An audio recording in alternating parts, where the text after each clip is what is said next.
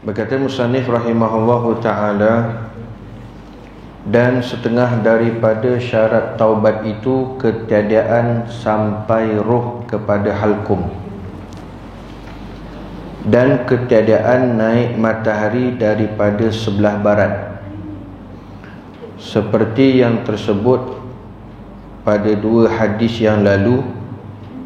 Dan apabila sempurna segala syarat dan rukun taubat itu, nescaya sah ia dan tak dapat tiada daripada diterima akan dia. Syarat taubat, dalam kita nak melaksanakan taubat, maka di sana ada syarat-syarat taubat. Sebahagian daripada syarat taubat ialah yang pertama, taubat itu ketiadaan sampai roh kepada halkum. Syarat taubat yang pertama, roh belum sampai ke halkum. Mana halkum? Sini, yang disebut juga dalam bahasa hadis ghargharah. Ghargharah iaitu halkum, kerana disebut oleh Allah Subhanahu wa ta'ala, walaysati taubah lilladzina ya'maluna sayyi'at hatta iza hadara ahadahumul maut qala inni tubtul an walalladzina yamutuna wa hum kufar ulaika a'tadna lahum azaban alim. Allah Ta'ala berfirman, dan tiada ada gunanya taubat itu kepada orang yang selalu melakukan kejahatan, hingga apabila salah seorang daripada mereka hampir mati. Bila mana kata hampir mati ni, sampai kepada halkum yang disebut sebagai ghargharah. Maka sebab itu, sebelum roh kita sampai kepada halkum, maka sempat lagi untuk taubat. Apabila roh sampai kepada halkum, maka taubat itu dah ditutup oleh Allah Subhanahu wa ta'ala. Artinya apa? Taubatnya tidak diterima oleh Allah. Maka sebab itu syarat nak taubat, roh tu belum sampai kepada ghargharah, roh belum sampai lagi kepada halkum. Artinya selagi mana kita hidup ni sihat wal afiat, seringlah, selalulah taubat kepada Allah. Selalu taubat kepada Allah Subhanahu wa ta'ala. Kerana Rasulullah sallallahu alaihi wasallam sendiri satu hari bertaubat kepada Allah Subhanahu wa ta'ala 100 kali, seperti mana yang disebutkan dalam hadis sahih riwayat Imam Muslim. Kata Rasulullah, fa inni atubu ilai fi yaumin mi'ata marrah. Aku, yakni Rasulullah, bertaubat kepada Allah sehari 100 kali. Itu Rasulullah maksum, Habibullah, kekasihnya Allah. Apatah lagi kita ni manusia biasa, yang pun bukan maksum, sentiasa berdosa. Tak pagi, petang, siang, malam, tak dosa besar, dosa kecil. Maka selagi mana roh tu belum sampai ke hakum, maka taubatlah. Kerana taubat pada ketika itu insya-Allah diterima oleh Allah Subhanahu wa ta'ala. Dan syarat taubat yang kedua, ketiadaan naik matahari dari sebelah barat. Artinya matahari belum naik dari sebelah barat, sempat lagi taubat, taubat diterima oleh Allah Ta'ala. Artinya bila matahari dah naik ataupun muncul daripada sebelah barat, pintu taubat ditutup oleh Allah. Pintu taubat ditutup oleh Allah Subhanahu wa ta'ala. Jadi jangan sampai kita tangguh-tangguh taubat, jangan sampai kita lengah-lengah taubat, sehingga matahari naik nanti, muncul nanti sebelah barat, maka pintu taubat ditutup oleh Allah Subhanahu wa ta'ala. Sebab itu sebahagian daripada tanda-tanda tanda-tanda yang disebutkan sebagai maksud terbit matahari daripada arah barat, itu menunjukkan sebahagian daripada tanda-tanda menunjukkan kekuasaan Allah Subhanahu wa taala. Sebab itu Sayyiduna Abdullah bin Amru bin Al-As pernah meriwayatkan daripada Nabi sallallahu alaihi wasallam. Nabi sallallahu alaihi wasallam bersabda, la tazalu taubah tuqbalu hatta tatlu asyams min maghribiha fa iza tala'at tubi'a ala kulli qalbin bima fihi wa kafan nasal amal. Kata Rasulullah sallallahu alaihi wasallam, taubat sentiasa diterima sehinggalah matahari terbit daripada tempat terbenamnya. Mana tempat terbenamnya? Arah barat. Maknanya selagi mana matahari tidak terbit daripada barat, selagi itulah kata Rasulullah, la tazalu taubah, taubat diterima oleh Allah. Maka oleh itu kata Rasulullah, jika ini matahari itu terbit daripada barat, apa jadi? Ditutup setiap hati, iaitu daripada hidayah, sehingga ada hanyalah apa yang ada di dalam hatinya sahaja. Artinya tidak ada apa-apa dah. Orang nak taubat pun dah tak boleh dah. Kerana apa? Matahari sudah terbit daripada barat. Jadi pada ketika itu apa dia? Cukuplah kata Rasulullah bagi manusia dengan amalan yang sedia ada, sehingga dia tak boleh nak melakukan lagi amalan-amalan kebaikan. Ini tuan-tuan merupakan satu ingatan daripada Rasulullah, agar kita jangan bertangguh, berlengah ataupun alpa dengan tidak bertaubat kepada Allah Subhanahu wa taala. Tuan-tuan muslimin hadirin yang dirahmati Allah taala, seperti yang tersebut pada dua buah hadis yang lalu berkenaan tentang syarat taubat ini, ada disebut dalam hadis yang lalu. Dan apabila sempurna segala syarat dan rukun taubat itu, nescaya sahlah taubat tersebut. Bila mana? Bila memenuhi syarat dia dan rukun taubat. Syarat dia dan rukun taubat. Jadi apabila semua syarat dan semua rukun taubat itu telah sempurna, telah dipenuhi, sahlah taubatnya. Apa maksud sah taubatnya? Allah Ta'ala ampunkan dosa dia. Taubatnya diterima oleh Allah, dosanya diampunkan oleh Allah Subhanahu wa Ta'ala. Kerana apa? Kerana memenuhi syarat dan rukun taubat. Sebab itu dalam kita nak bertaubat, perhatikan apa rukun dia, perhatikan apa syarat dia, supaya bila menepati rukun taubat, syarat taubat, maka sahlah taubat kita. Kita tak mahu yang sebut sebagai taubat sambal belacan. Sambal belacan ke, sambal kerang ke, sambal apa tak kisahlah. Itu sebab apa? Sebab tidak memenuhi syarat dia, tidak memenuhi rukun dia. Bila mana tidak memenuhi syarat taubat, tidak memenuhi rukun taubat, maka itu yang berulang lagi. Jadi bila mana kita memenuhi semua syarat dan rukun taubat, maka insya-Allah nescaya taubatnya sah, diterima oleh Allah, dan tak dapat tiada daripada diterima akan dia. Artinya tak boleh tidak akan diterima, iaitu makbul oleh Allah Ta'ala. Bila penuh syarat dia, penuh rukun dia, tidak mesti tidaklah buddha Allah Ta'ala terima.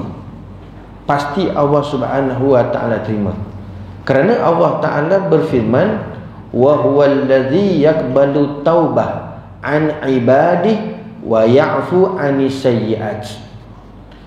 Dan kata Allah, dialah yang menerima taubat hamba-hambanya. Siapa yang terima taubat? Allah Ta'ala terima hambanya, taubat daripada hamba-hambanya, serta wa ya'fu 'anis sayyi'at, dan memaafkan kejahatan-kejahatan yang dilakukan. Allah Ta'ala ni Maha Pemaaf.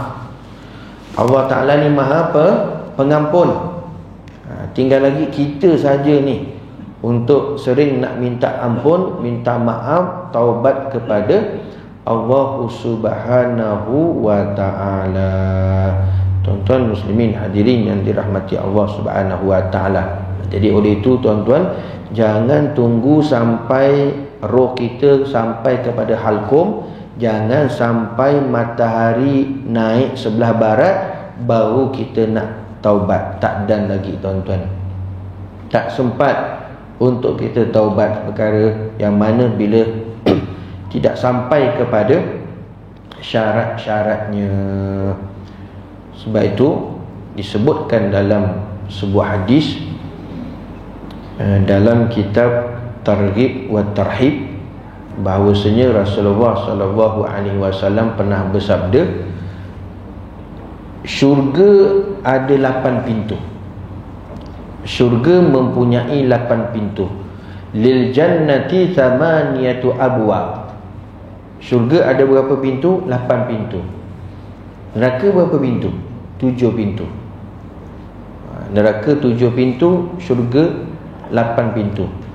Sebab itu amalan Rasulullah setiap kali lepas solat subuh dan maghrib, Rasulullah tak tinggal membaca Allahumma ajirni minan nar, Allahumma ajirni minan nar, Allahumma ajirni minan nar 7 marat, 7 kali. Kerana apa? Kerana neraka itu ada 7 pintu.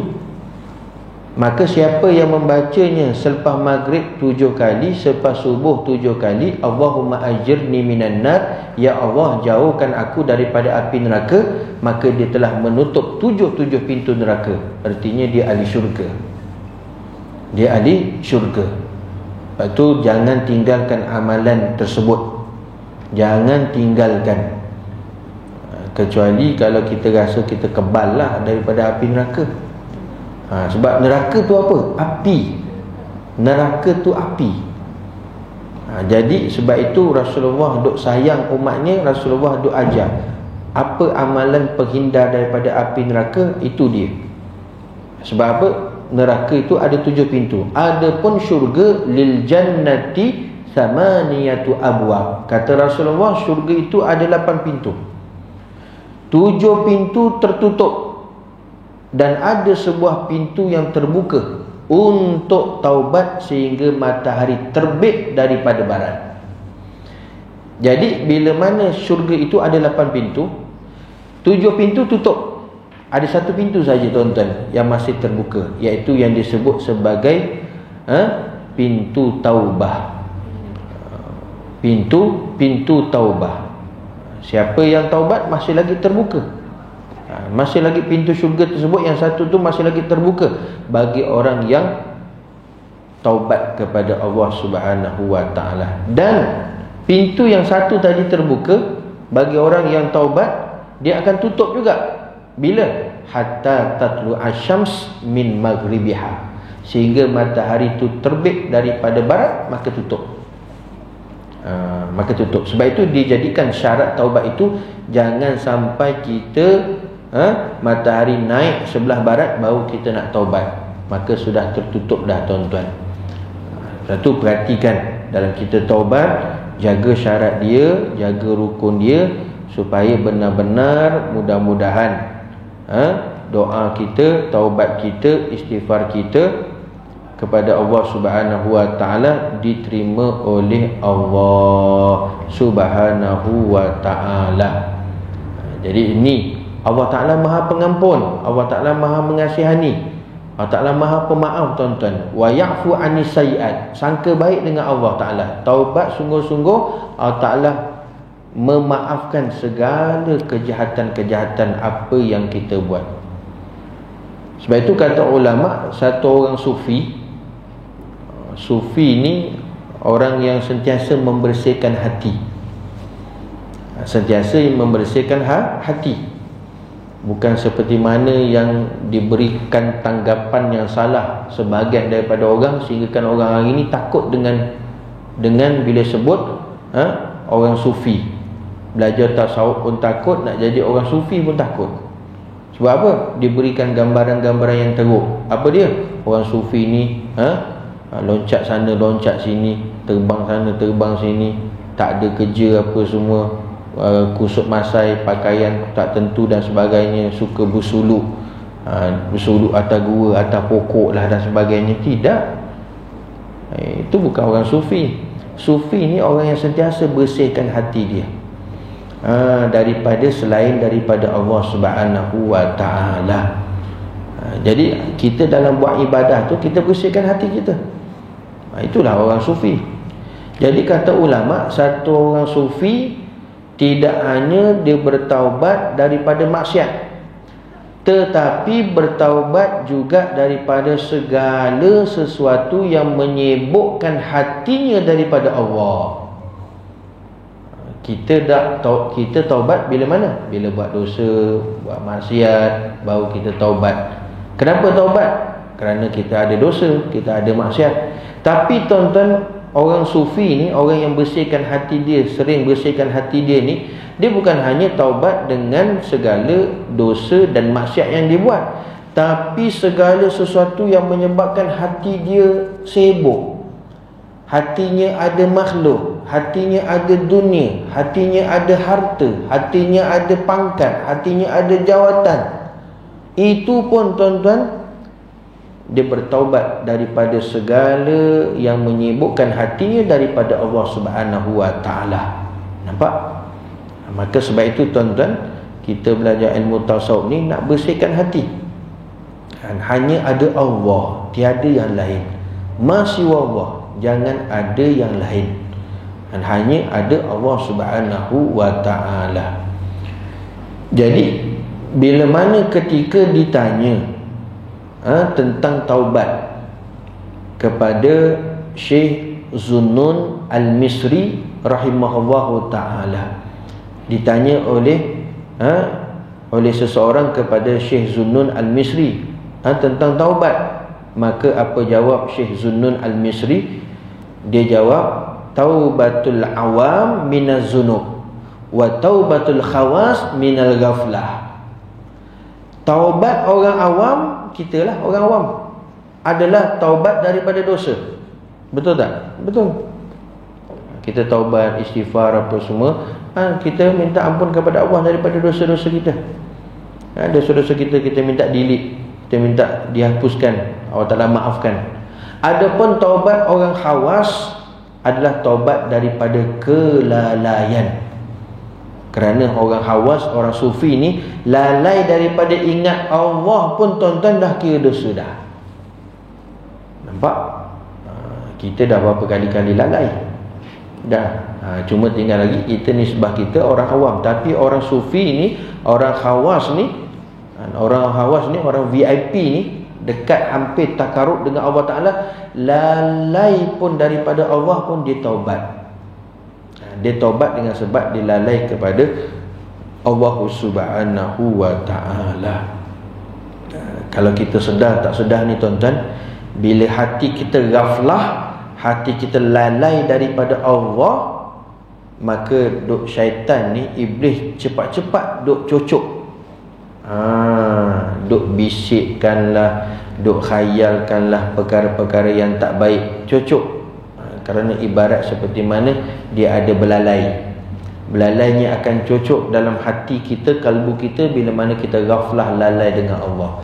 Bila kita ingat, dia angkat balik. Bila kita lupa, maka dia cocok balik. Agak banyak kali cocok ke banyak kali angkat. Nampak? Sebab itu kita usaha jangan sampai kita ghaflah ataupun lalai daripada mengingati Allah Subhanahu wa ta'ala. Sebab tu kalau tak istighfar, tasbih. Kalau tak tasbih, tahmid. Kalau tak tahmid, takbir. Kalau tak takbir, tahlil. Kalau tak tahlil, selawat. Selawat pun kalau dia tak istighfar, dia tak zikir yang lain tuan-tuan, dia selawat pun itu termasuk pun zikrullah. Itu pun termasuk zikrullah. Maknanya dia tak lalai. Dia tak lalai. Kalau tak selawat, dekat mulut dia, hati dia. Bukan mulut, bukan daripada mulut dia sallallahu alaihi Muhammad sallallahu alaihi Muhammad sallallahu alaihi, daripada hati.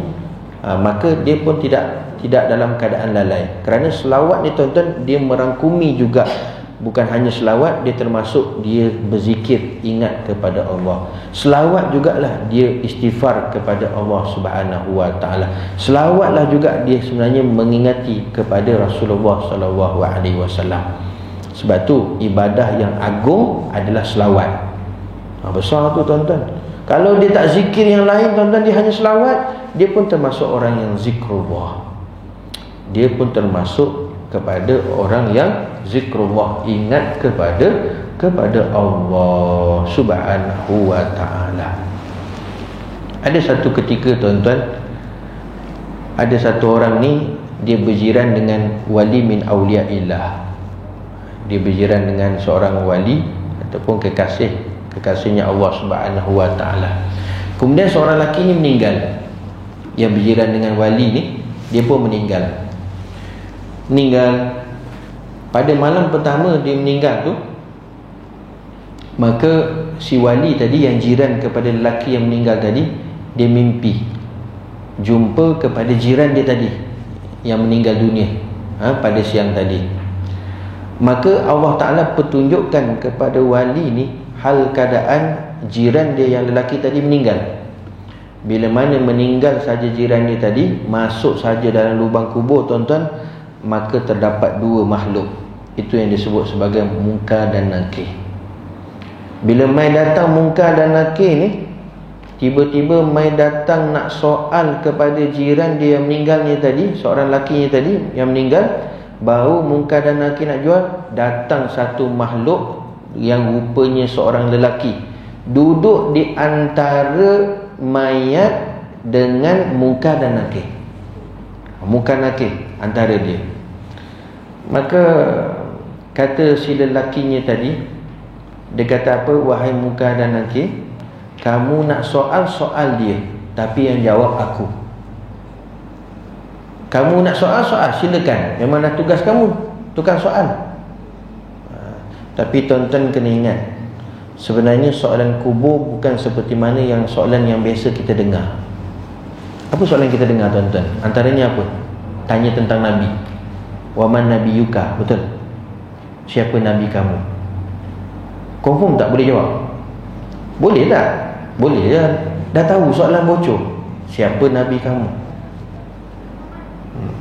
Muhammad sallallahu alaihi wasallam. Sebenarnya tuan-tuan, soalan yang ditanya antaranya tentang Rasulullah tu bukan waman nabiyuka.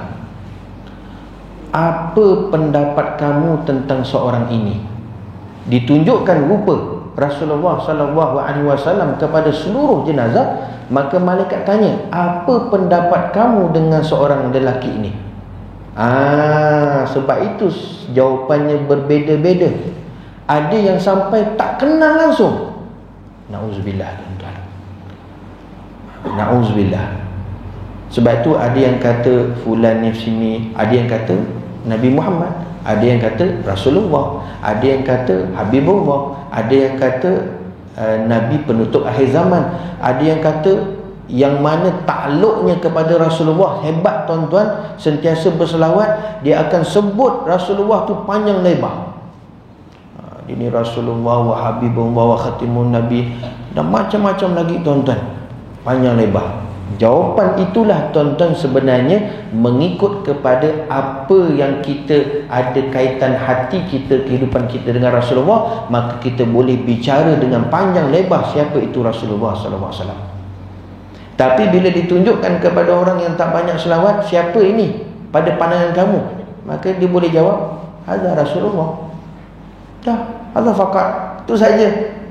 Tuan-tuan, itu musibah yang besar. Kerana Rasulullah bukan itu saja. Sebab tu tuan-tuan, bukan semua orang boleh bicara yang panjang lebar berkenaan diri Rasulullah, melainkan ada kasih dan cinta Rasulullah di dalam hati dia. Sebab tu kata ulama, jahat-jahat macam mana pun orang, buat dosa macam mana banyak sekalipun sehingga ke langit dosanya, tuan-tuan jangan hilangkan cinta kasih dengan Rasulullah. Jangan tidak ada. Kena ada. Kena ada. Walaupun macam mana sekalipun kena ada kasih dan cinta kepada Rasulullah. Tandanya apa? Maka dia sering selawat. Dia sering selawat. Selawat hebat tuan-tuan. Jadi balik pada tadi, seorang lelaki tadi dia kata apa? Wahai malaikat muka dan nakir, kamu nak soal dia, tapi yang jawabnya aku. Lalu malaikat muka dan nakir bertanya, tapi yang jawabnya dia. Lepas selesai, maka beredarlah muka dan nakir meninggalkan yang seorang lelaki tadi yang menjawab soalan bagi pihak kepada si mati tersebut. Lalu tuan-tuan, si lelakinya tadi yang mati tadi, yang jiran kepada wali tersebut, dia bertanya kepada yang lelaki mai datang tadi, yang tolong jawab. Dia kata, siapa kamu? Yang Allah Ta'ala rupakan makhluk seorang lelaki. Lalu dia pun jawab, akulah selawat yang dulu kamu hidup atas dunia sering berselawat kepada Rasulullah. Ketika kamu mati, Allah Ta'ala rupakan selawat yang kamu sering selawat itu rupa seorang lelaki yang membantu kamu untuk jawab soalan kubur. Nampak tuan-tuan, Masya Allah, Tabarakallah. Sebab itu jangan kita tinggalkan selawat. Jangan tidak berselawat langsung tuan-tuan. Jangan tidak selawat langsung. Selawat adalah segala perkara kesulitan dimudahkan oleh Allah, diberikan jalan keluar oleh Allah Ta'ala. Apatah lagi dalam masalah yang besar tuan-tuan, pada soal kubur nanti adalah tempat pertama, stesen yang pertama. Kalau lepas tu, lepaslah semua. Kalau tu tak lepas tuan-tuan, tak boleh nak jawab. Jadi kalau orang yang banyak selawat, dia tak payah jawab. Duk selawat yang jawab untuk dia, wakil untuk dia tuan-tuan. Tak payah jawab. Kan senang macam tu kan. Ada orang wakil tolong jawab kan. Tak, kita bos, awak jawab kan boleh kan. Jadi kita nak jadi supaya bukan kita jawab, ada wakil jawab tuan-tuan. Jangan tinggalkan selawat kepada Nabi SAW. Tuan-tuan muslimin hadirin yang dirahmati Allah Subhanahu Wa Ta'ala. Bahkan selawat itu akan membukakan pintu-pintu kemudahan, pintu-pintu pertolongan bagi orang yang sering selawat kepada Nabi sallallahu alaihi wasallam. Jadi bila mana dia selawat, dia pun termasuk orang yang zikrullah. Dia ingat kepada Allah Subhanahu wa taala. Jadi sebab itu tuan-tuan, paling tidak pun kita jangan masuk daripada orang yang lalai, sering ghaflah, sering lalai ingat kepada Allah Subhanahu wa taala. Begitu juga disebutkan oleh Syekh Abdullah At-Tamimi radhiyallahu ta'ala anhu berkata, syatani baina taibin wa taibin, fataibun yatubu minaz zunub wasayyiat. Maka kata Abdullah At-Tamimi radhiyallahu ta'ala anhu, apa kata beliau? Syatani baina taibin wa taibin. Sungguh jauh perbezaan orang yang taib. Orang taib apa? Orang yang taubat. Yang satu dengan taib yang bertaubat dengan yang lain. Tak sama tuan-tuan. Satu orang yang bertaubat dengan orang lain pun bertaubat, ada beza antara orang yang bertaubat dengan di antara satu sama lain. Ada orang yang bertaubat daripada dosa besar dan dosa kecil. Ada orang istighfar, solat sunat taubat. Kerana apa? Kerana daripada dosa besar yang dia buat, dosa kecil yang dia buat, lalu dia taubat. Ada orang yang taubat daripada apa? Tergelincirnya daripada kelalaian, ghaflah dia kepada Allah Subhanahu wa taala, pun dia taubat. Dan ada yang bertaubat kerana melihat perkara-perkara yang baik dan juga ketaatan. Dia melihat benda yang baik tuan-tuan, dia tengok pokok durian, dia tengok pokok pisang, sampai lupa Allah. Dia taubat juga. Ni tapi taubat orang hawas lah. Taubat orang hawas, bukan taubat orang awam macam kita ni. Jadi sebab itu setiap kali orang yang sufi ni, dia memperbanyakkan pengetahuannya terhadap Allah Subhanahu wa taala, maka dapat dia memperbanyakkan amal dia, maka taubatnya akan semakin kuat dan mendalam. Sebab tu tuan-tuan, siapa yang benar-benar nak bersihkan hati dia, Dan siapa yang nak sampai kepada Allah, nak makrifat kepada Allah, nak dikasihi oleh Rasulullah, makin kuat dia taubat kepada Allah, makin mendalam taubat dia kepada Allah Subhanahu wa ta'ala. Itu orang yang betul-betul nak dikasihi oleh Allah, orang yang digolongkan sebagai orang yang mukarrabin, yang hampirnya dengan Allah Subhanahu wa ta'ala, taubat tak tinggal setiap hari. Sebab tu paling tidak pun tuan-tuan, iringkan dengan setiap apa yang kita buat. Maksudnya apa? Jangan tinggalkan dengan perbanyakkan istighfar. Kalau tak solat sunat taubat pun, jangan lupa sering perbanyakkan istighfar. Bila-bila waktu, sama ada siang ataupun malam, tengah malam ataupun tengah siang, jangan sampai kita tinggalkan istighfar. Jangan kita tinggalkan istighfar kepada Allah Subhanahu wa ta'ala, kerana lantaran dengan sebab kita ni pendosa. Tuan-tuan muslimin hadirin yang dirahmati Allah, kerana firman Allah Ta'ala, wa huwallazi yakbalu taubah an ibadih, dan Allah Ta'ala jua yang menerima ia akan taubat daripada hambanya. Jadi bila mana kita taubat, cukup syarat, cukup rukunnya, Allah Ta'ala pasti akan terima. Dan bermula doa dengan menerima taubat seperti Allahumma taqabbal taubati, ya Allah, terimalah olehmu akan taubatku. Ini paling tidak pun paling pendek tuan-tuan. Paling pendek pun apa dia? Allahumma taqabbal taubati, Allahumma taqabbal taubati. Paling tidak pun paling pendek lah tuan-tuan. Lagi kalau tak pun astaghfirullah, astaghfirullah. Kita duk ingat kepada dosa-dosa kita, mudah-mudahan Allah Ta'ala ampunkan. Adalah ia kerana ketiadaan diyakinkan akan cukup segala syarat taubat itu.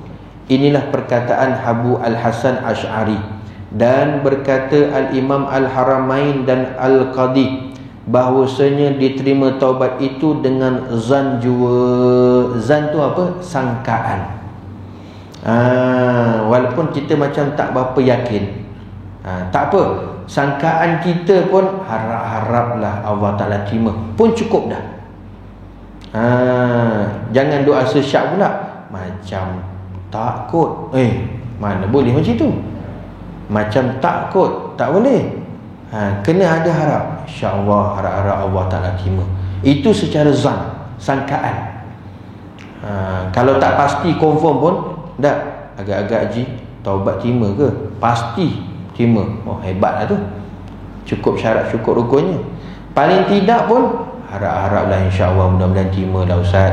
Itu pun kata ulama diterima taubatnya. Diterima taubatnya oleh Allah Subhanahu wa ta'ala. Dan bermula khilaf bersalahan ini pada taubat orang Islam. Adapun taubat kafir dengan masuk Islam, maka diterima akan dia dengan putus, dengan dalil yang putus, qat'i, dengan ittifaq, kesepakatan ulama. Kerana firman Allah Ta'ala, kulil ladzina kafaru in yantahu yughfar lahum ma qad salaf. Artinya, berkata olehmu bagi mereka yang kafir, jika berhenti mereka itu daripada kufur dengan masuk Islam, nescaya diampuni bagi mereka itu akan barang yang terdahulu daripada segala dosa mereka.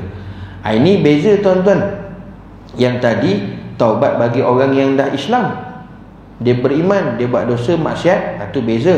Adapun taubat kepada orang kafir dalam masuk Islam, segala dosa dia yang terdahulu semuanya diampunkan oleh Allah Subhanahu wa ta'ala. Maqad salaf. Dia masuk saja Islam, dosa dia habis delete. Seperti mana bayi yang baru lahir. Seperti mana bayi yang baru lahir. Ini kelebihanlah bagi orang yang kafir masuk kepada Islam. Maknanya dia taubat daripada kekufuran dia, maka diampunkan segala dosanya oleh Allah Subhanahu wa ta'ala. Dan ketahui olehmu bahawasanya yang menegah daripada taubat itu asrar, artinya tetap mengerjakan maksiat. Ini kena ambil perhatian tuan-tuan. Ulama sebut ada yang menegah daripada taubat, artinya taubat tu tak diterima, taubat itu ditolak, tertegah taubat kita walaupun dia taubat. Apa dia tuan-tuan yang menegah daripada taubat? Namanya asrar, namanya israr. Israr ni apa? Dia taubat tetap mengerjakan maksiat. Dia taubat tapi buat juga melakukan dosa. Dia taubat jatuh juga kepada maksiat. Nampak?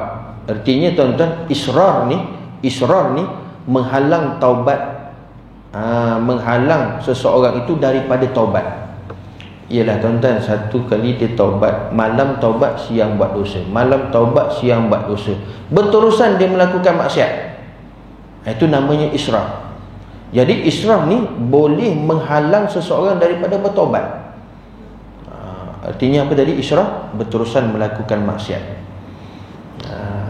Dan israr ada punca sebabnya. Israr berlaku ni maknanya dia berterusan melakukan maksiat, ada sebab dia tuan-tuan, ada puncanya. Kenapa dia boleh berlaku israr, iaitu berterusan maksiat walaupun dia buat dosa. Dan adalah sebab bagi israr itu 5 perkara. Maka kata ulama, israr itu iaitu berterusan dia melakukan maksiat dengan sebab 5 perkara. Dengan sebab 5 perkara. Di sini disebut 5 perkara. Yang pertama, bahawasanya seksa yang dijanjikan itu bertangguh, dan tabiat manusia itu bermudah-mudah ia dengan barang tiada tunai. Yang tiada tunai, maka ubatnya bahawa berfikir ia supaya mengetahui ia akan bahawasanya tiap-tiap barang yang akan datang itu hampir ia. Pertama apa dia tuan-tuan? Israr tu dengan sebab apa dia boleh berlaku israr, berterusan buat maksiat? Kerana yang pertama, seksa yang dijanjikan itu bertangguh. Maknanya tuan-tuan, Allah Ta'ala bagi azab tu kat mana? Akhirat, bukan di dunia. Jadi disangka bahawa akhirat jauh lagi, lama lagi. Itu yang berlakunya israr. Dia tetap juga buat dosa, dia tetap juga membawang, dia tetap juga mengumpat, dia tetap juga langgar perintah Allah. Sebab apa? Pada dia seksa tu lama lagi, azab tu lama lagi, belum mati. Seksa yang dijanjikan tu bertangguh. Maksudnya bertangguh tu bukan dia buat dosa maksiat terus Allah Ta'ala azab, tak. Kemudian nanti hak mati akhirat baru Allah Ta'ala beri azab kepada dia, orang yang melakukan maksiat. Ini bahaya ni tuan-tuan, kalau orang duk faham berfikiran macam ni. Sedangkan taubat, sedangkan tabiat manusia ni, dia suka tuan-tuan, dia tak ambil berat terhadap sesuatu yang bertangguh. Sebab tu hati-hati. Ini antara punca yang pertama. Dia berterusan melakukan maksiat sebab beranggapan bahawa tak apa, kita buat maksiat pun banyak macam mana sekalipun, azabnya bila? Akhirat, lama lagi. Dia ditipu syaitan. Ini dia terpedaya dengan bisikan syaitan. Sebab tu dia berterusan melakukan maksiat. Dan bahawasanya mati itu lebih hampir ia kepada seorang daripada tali sepatunya. Sebenarnya maut ni hampir tuan-tuan, dekat je. Satu hari berapa kali sebenarnya malaikat maut duk jumpa kita, tengok kita? Berapa kali tuan-tuan? Disebutkan dalam setengah riwayat menyatakan 70 kali satu hari. Jengah datang tengok, main game. Jengah datang, lepak-lepak. Jengah lagi datang, ngumpat. Jengah lagi datang, lalai. 70 kali tuan-tuan. Cuma tinggal lagi belum sampai masa je. Belum sampai masa saja duk dicabut nyawa. Dah, cuma dia jengah je. Tiba sampai masa, sentak habis tuan-tuan. Sebab tu duk bisikan syaitan ni, dia boleh orang terpedaya, suka bertangguh-tangguh. Kata lama lagi, mati pun jauh lagi, muda lagi. Jadi seksa tu pun jauh lagi, lama lagi. Jadi buatlah maksiat terus, tak jadi masalah. Ini bahaya tuan-tuan. Dan tiada mengetahui ia adakah hari ini akhir umurnya. Mana kita tahu tuan-tuan, hari ini bila kita mati, esok lusa tulat pun tak tahu. Lepas ni pun kita tak tahu apa yang berlaku. Semua tu kita tidak mengetahuinya. Jadi oleh itu, sebab tu kita jangan bertanggung untuk taubat, dan kita kena berhentikan daripada melakukan maksiat. Dan tiada mengetahui ia adakah hari ini akhir umurnya. Kemudian berfikir ia betapa penat ia bekerja seperti kerja sawah kerana takut ketiadaan makanan pada tahun hadapan. Maka seperti menanggung ia akan penat bekerja kerana hendak melepaskan lapar tahun di muka seperti itu, menyegerakan ia akan taubat kerana melepaskan seksa pada masa yang akan datang. Kerana lapar itu pun bertangguh juga, dan seksa api neraka lebih pedih daripada lapar. Samalah tuan-tuan perumpamaan kata ulama, seperti mana dia dia menanggung penat daripada dia bekerja tu. Kerja penat tak tuan-tuan? Kepenat. Jadi contohnya dia kerja sawah, sawah padi dan sebagainya. Dia fikir memang penat, betapa penatnya bekerja. Contoh macam kerja sawah ke dan sebagainya. Sebab apa? Sebab dia risau tak ada nanti makanan nanti. Maka dia kerja jugalah walaupun penat. Jadi seperti mana dia menanggung penat bekerja tu supaya tak lapar pada hari esok, minggu depan, tahun depan. Maka seperti itulah juga kata ulama, dia hendaklah segera bertaubat untuk melepaskan sesaan pada hari kiamat nanti, walaupun lama lagi. Tapi untuk lepas daripada siksaan hari kiamat, maka jangan bertangguh untuk dia bertaubat. Jangan bertangguh untuk dia bertaubat. Jadi tuan-tuan, punca satu orang dia terus jatuh kepada dosa dan maksiat, dia sangka bahawa mati tu lama lagi, seksa pun lama lagi. Ini bahaya, jangan tertipu. Dan punca yang kedua, boleh berlaku israr, berterusan melakukan maksiat, sukar meninggalkan kesedapan dan keinginan, dan obatnya bahawa berfikir ia bahawasanya jika doktor yang kafir menyebut baginya akan air sejuk pantang bagi penyakitnya dan memberi mudarat oleh air sejuk itu akan dia, nescaya meninggalkan ia akan air sejuk itu, sekalipun bersangatan berkehendak ingin ia kepadanya air sejuk. Punca kedua berlaku berterusan dia buat maksiat, iaitu israr. Apa dia tuan-tuan? Sebab susah nak meninggalkan kesedapan, kemanisan, keinginan hasil daripada dosa dan maksiat yang dia buat. Bila dia berterusan buat tuan-tuan, dia rasa galat nak tinggalkan. Sebab dah sedap, dah sedap, dah manis, berkeinginan dia untuk dia buat maksiat. Sebab tu dia berterusan israr, dia berterusan melakukan maksiat. Ubatnya apa tuan-tuan? Ubatnya dia kena fikir, sekiranya ada doktor, contohlah ada doktor yang bukan Islam beri nasihat, duk khabar dengan dia supaya jangan minum air sejuk. Sebab nak pantang ni, nak pantang, nak sihat tak? Pantangnya jangan minum air sejuk. Itu benda sesuatu yang larangan. Kalau nak sihat, jangan minum air sejuk, kerana penyakit ni tak boleh minum air sejuk. Dan air sejuk kalau dia minum juga, maka makin mudarat lagi kesihatan dia, makin teruk lagi penyakit dia. Apa dia buat tuan-tuan? Pasti dia tak minum air sejuk, walaupun dia nak tak air sejuk tersebut, nak. Tapi doktor dah bagi tahu ni pantang dia, maka dia tak akan minum air sejuk. Dia tak akan minum air sejuk. Gitulah tuan-tuan. Dok kita nak jauh tinggalkan maksiat, kita dikabarkan oleh Rasulullah sallallahu alaihi wasallam, pantangnya kamu supaya bila mana kamu tinggalkan maksiat, maka kamu akan dapat masuk syurga, jauh daripada api neraka. Nampak? Itu nasihat daripada Rasulullah, nasihat daripada syarak. Tapi berapa ramai tuan-tuan teruskan juga untuk dia melakukan israr, iaitu terus dan terus melakukan maksiat. Na'udzubillahi min zalik. Dan seksa api neraka lebih pedih daripada mudarat kesakitan yang disebabkan air sejuk itu. Orang nak sihat tuan-tuan sanggup dipantang. Sanggup dipantang. Dia nak kurus, sanggup tuan-tuan dia diet tak makan nasi.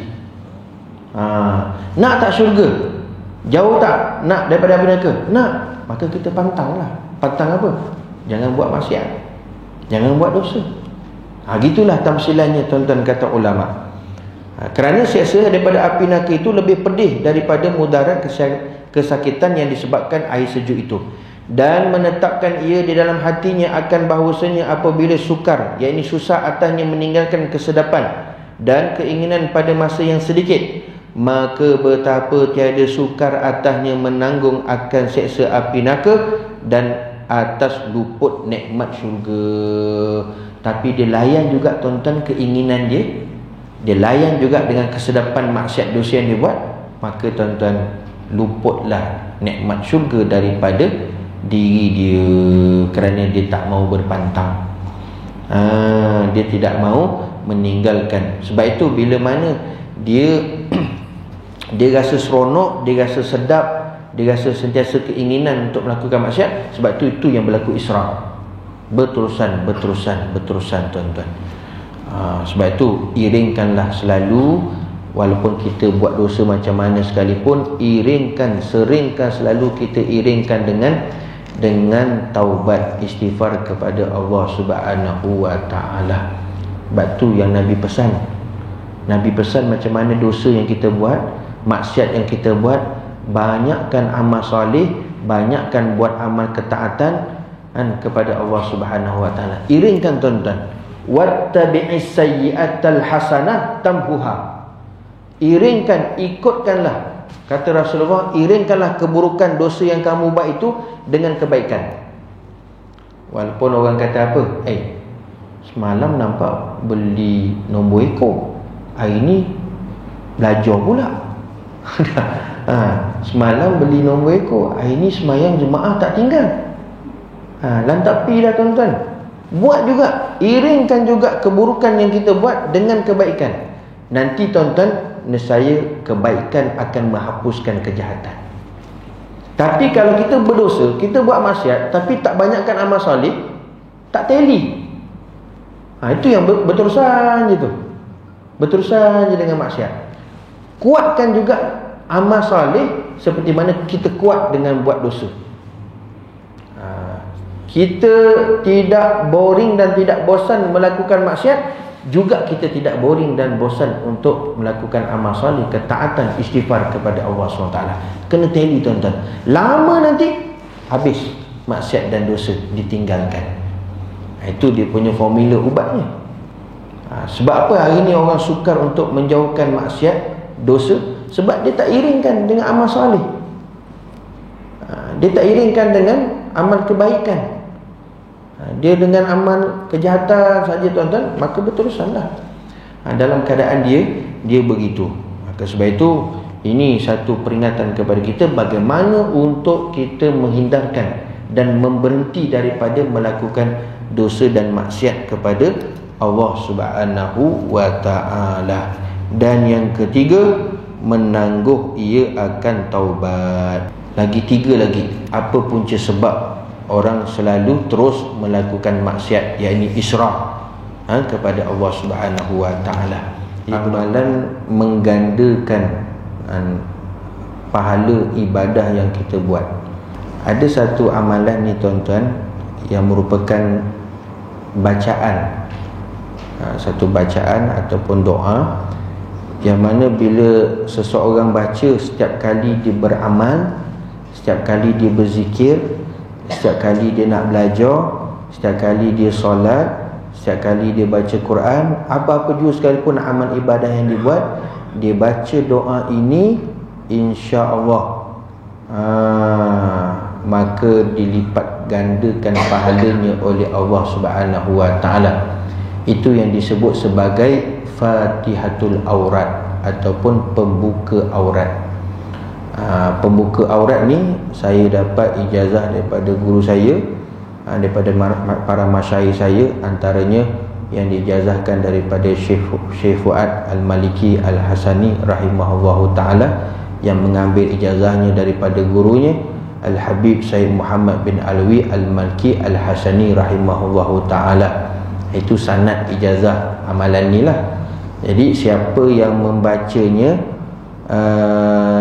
setiap kali sebelum melakukan amal kebaikan, amal soleh, ibadah kepada Allah Subhanahu wa ta'ala, yang pertama, dia akan menjadi penyaksian segala makhluk apa yang dia buat ibadah sebut, menjadi saksi amalan bakal nanti dipersembahkan kepada Allah. Artinya tuan-tuan, bila kita buat satu-satu amalan, bila ditanya, betul ke kamu buat amalan ni? Betul. Siapa saksi kamu? Sekeliling ni tuan-tuan, tiang, simen, dinding, pokok, bunga, apa semua tu boleh menjadi saksi kepada amalan yang kita buat bila mana kita membaca Fatihatul Aurat tersebut. Itu satu kelebihan dia, amalan membaca Fatihatul Aurat tersebut. Dan siapa setiap kali dalam dia melakukan ibadah, solat, zikir dan lain-lain, sedekahkan dan sebagainya, bila dia baca saja doa pembuka amalan ni tadi, maka kelebihan dia apa tadi? Seperti mana saya sebut, dia yudha'iful hasanah, menggandakan pahala amalan tersebut. Menggandakan tuan-tuan pahala amalan tersebut. Dan bahawasanya juga siapa yang lepas membaca Fatihatul Aurat tersebut mengiringi dengan membaca ayat kursi, maka akan naik kepada Allah 70,000 kebajikan hingga ditiup sangkakala. Sampai hari kiamat lah tuan-tuan. Besar kelebihannya. Bismillahirrahmanirrahim. Allahumma inni uqaddimu ilaika baina yaday kulli nafasin wa lamhatin wa tarfatin yatrifu biha ahlus samawat wa ahlul ardi wa kulli syai'in huwa fi ilmika kainun au qad kan uqaddimu ilaika baina yaday zalika kulli. Ini merupakan Fatihatul Aurat ataupun disebut sebagai pembuka aurat. Mana-mana amalan ibadah, siapa yang mulakan baca ni dulu, kemudian dia buat ibadah tersebut, ibadahnya, pahalanya dilipat gandakan oleh Allah Subhanahu wa ta'ala. Walaupun kita istighfar, paling pendek tuan-tuan ringkasannya, tuan-tuan boleh ikut saya yang ujung tadi, uqaddimu ilaika baina yaday zalika kulli. Itu ringkasan paling pendek. Kalau tuan-tuan biasa ikut saya punya pengajian, saya tak pernah tinggal tuan-tuan. Mula pengajian ke apa, saya ada sebut. Kalau tuan-tuan perasanlah, uqaddimu ilaika baina yaday zalika kulli, auzubillahi minasyaitonirrajim, bismillahirrahmanirrahim. Itu dia tuan-tuan, dia ada ringkasan dia. Jadi dengan ini saya ijazahkan amalan Fatihatul Aurat ini, pembuka aurat ini, untuk tuan-tuan amal dan sampaikan, insya-Allah. Tuan-tuan sebut kabil tu ijazah. Saya terima ijazah. Nanti kita boleh kongsilah tuan-tuan dalam grup WhatsApp kan, dan sebagainya. Paling tidak pun baca yang ringkas tuan-tuan. Setiap kali nak sedekah, nak baca Quran, nak apa semua, uqaddimu ilaika baina zalika kulli, maka insya-Allah amalan yang sedikit pun akan digandakan pahala oleh Allah Subhanahu wa ta'ala. Wallahu a'lam. Insya-Allah mudah-mudahan kita dapat amal dan sampaikan. Kita sambung nanti pada pertemuan yang akan datang. Wabillahi taufiq wal hidayah. Wassalamualaikum warahmatullahi wabarakatuh.